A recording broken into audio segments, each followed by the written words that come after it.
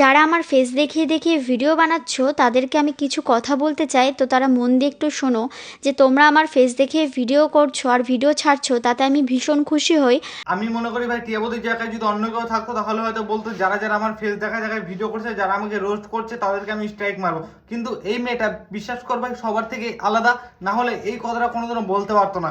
মেয়েটা বললো যে যারা যারা আমার ফেস দেখিয়ে ভিডিও করছো তারা তারা ভিডিও করো, আমি কিচ্ছু করব না।